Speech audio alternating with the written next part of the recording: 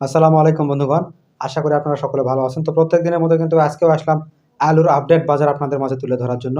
তো আজকে ২৩শে মার্চ ২০২৫ রোজ রবিবার। তো আজকের আলুর আপডেট বাজার জানিয়ে দেব। তো আমার পেজে যারা নতুন অবশ্যই পেজটি ফলো দিবেন এবং ইউটিউব থেকে যারা দেখতেছেন অবশ্যই চ্যানেলটি সাবস্ক্রাইব করবেন। এখানে কিন্তু প্রত্যেক দিনে আলুর আপডেট বাজার কিন্তু তুলে ধরা হয়। যেটা কৃষক পর্যায়ে বেচাকেনা হয়, যে মূল্যটা কৃষকেরা পায় সেটা কিন্তু তুলে ধরা হয়। তো আজকের আলুর আপডেট বাজার হচ্ছে আজকে ২৩শে মার্চ ২০২৫ রোজ রবিবার। তো আজকে আলুর আপডেট বাজার হচ্ছে সাদা ডায়মন্ড, যেটা এটা কিন্তু ৪৮০ থেকে ৫০০ টাকা কিন্তু প্রতিমণ বেচাকেনা হচ্ছে। এটা কিন্তু জয়পুরহাট সদর উপজেলার বাজার। এবং লাল স্টিক যেটা, এটা কিন্তু ৪২০ থেকে ৩০ টাকা প্রতিমণ কিন্তু বেচাকেনা হচ্ছে। অর্থাৎ কালকের মতো কিন্তু স্থিতিশীল রয়েছে বাজার, অর্থাৎ বাজার বেশিও হয় নাই, কমেও নাই। অর্থাৎ যেটা দেখা যাচ্ছে যে গতকালকেও যে বাজার ছিল আজকে কিন্তু সেই বাজারই রয়েছে।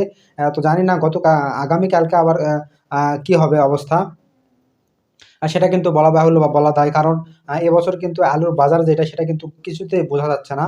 আ প্রত্যেক দিন কিন্তু আলুর দাম যদি একটু, একটু করে বাড়ে ২ দিন ৩ দিন, তাহলে কিন্তু আবার ৫ দিন ৬ দিন কিন্তু আবার হঠাৎ করে কমে যায়। তো এই বাজার পরিস্থিতি কিন্তু আলু উত্তোলনের শুরু থেকেই কিন্তু হয়ে আসতেছে। যে কারণে কিন্তু এবছর মানে একেবারে বোঝা মুশকিল যে আলুর বাজার এটা স্থিতিশীল থাকবে না একটু কমবে না বাড়বে, এটা কিন্তু কিছুতেই বোঝা যাচ্ছে না। তো দেখা যাক সামনের বাজার কি হয়।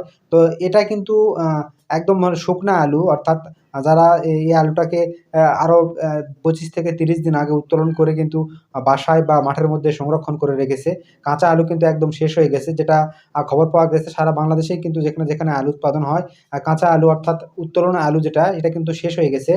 তো এখন যেগুলা রয়েছে সেগুলা কিন্তু বাসা বাড়িতে অ্যা রেখে দিয়েছে উত্তোলন করে। তো সেই আলুগুলোর বাজার এইটা। যেটাকে কিন্তু শুকনা আলুও বলা চলে। কারণ রোদ দিয়ে শুকিয়ে কিন্তু এই আলুটাকে উত্তোলন করে কিন্তু রাখা হয়েছে। তো এই হচ্ছে আজকের বাজার পরিস্থিতি সর্বশেষ।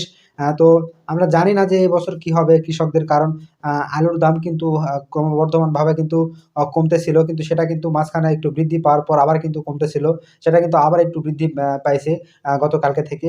পেঁয়াজের বাজারে কিন্তু আমরা যতটুকু শুনতেছি যে ৫০০, ৬০০, ৭০০ টাকা মন পেঁয়াজ ছিল।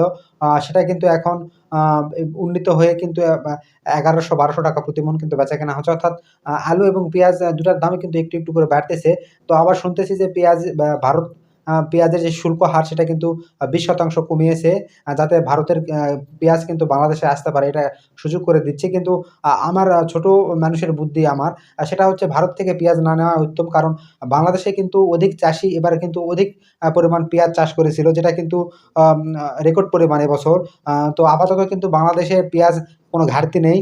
পেঁয়াজ না আনাই কিন্তু বর্তমান ভালো একটা কাজ হবে। সরকারের কাছে এটা বিনীত অনুরোধ। এবং আলু যেটা সেটা কিন্তু বাহিরে আরো রপ্তানি করতে হবে বেশি, বেশি করে। তো যেটা শুনতেছিলাম যে আলু ঈদের পরে নাকি আরো ২ থেকে ৩ টা দেশে কিন্তু আলু রপ্তানি হওয়ার কথা রয়েছে। আর বাংলাবান্ধা স্থলবন্দর দিয়ে কিন্তু যেটা শুনেছি প্রত্যেক দিনই কিন্তু আলু অল্প পরিমাণে হলেও কিন্তু রপ্তানি হচ্ছে। তো সঠিক পরিমাণটা কিন্তু জানা যায় নাই। এবং মালয়েশিয়া, দুবাইয়ে কিন্তু প্রত্যেক দিনই কিন্তু অল্প, অল্প পরিমাণে আলু রপ্তানি হচ্ছে। যেটা কিন্তু মোটামুটি একটা স্বস্তির খবর কৃষকদের জন্য।